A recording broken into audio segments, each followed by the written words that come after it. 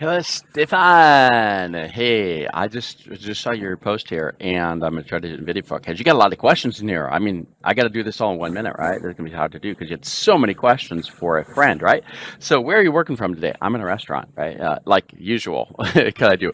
But I've been going around Europe for the past several weeks, and I have look at my cool music. This is all my music stuff. I'm usually out like on the road somewhere and playing music. So I got a piano with batteries in it. I got an amp with all rechargeable. Everything's rechargeable. Microphone's rechargeable. I am completely don't need to be plugged into any mains or any stuff. Just and got my guitar. So I just and I have a cart now, a trolley to actually move it around. So I'm usually out like in a field or something in front of a restaurant playing somewhere. I'm like answering questions. So, but let's back to the serious stuff, right? Where I'm not last week or this week or today, right? Can you have multiple true homes? Asking for a friend. Well, yeah, you can have yeah, too many homes. Yeah. Um, um, and then, yeah, okay. So then you said and you're in Switzerland. Hey, have fun with your family. So, um, yeah, moving around. I did a lot as a kid. Move around to a lot of different places. Other people said that they moved around as children too, and that kind of got me ready too. Even in the same states and the same areas, and then moved away. I was 23 and kind of flip flop back between the states and here and France and Europe, and kind of spent the last half of my life here. So that's where I got my gray hair from Europe, right? so. Um, um, yeah, the European cultures are a lot of similarities. I've been writing some video books about this. I've been doing some video books, and I'm comparing a bunch of these things, and a lot of these, and I'm looking at certain kind of grouped cultures too, and some traits that you see. And I'm using a lot of reference and stuff that are already known. So it's not like I'm inventing a whole lot of stuff, but I'm just kind of honing in on stuff and doing it.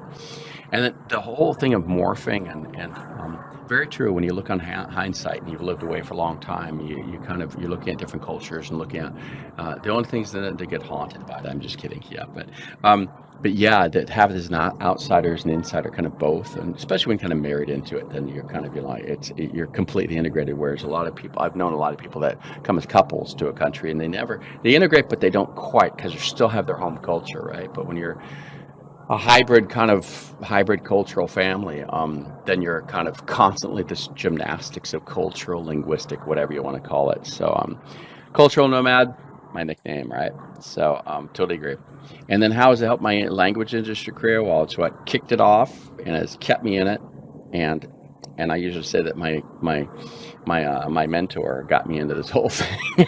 My cousin got me into this whole thing of linguistics. Well, I mean, I liked languages before, but I already did language, but it got me this linguistics thing, and I can't get rid of it, right? So, well, I can. I've done other stuff, but yeah, it's totally fun. Totally love it.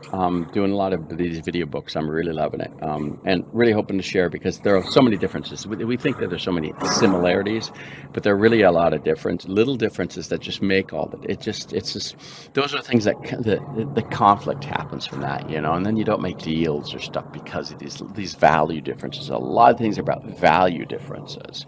Well, there's no right or wrong, right? And there's so many examples of this, like the issue of being controlled by time or not. There's no right or wrong, but some people believe it's right or wrong because of their culture.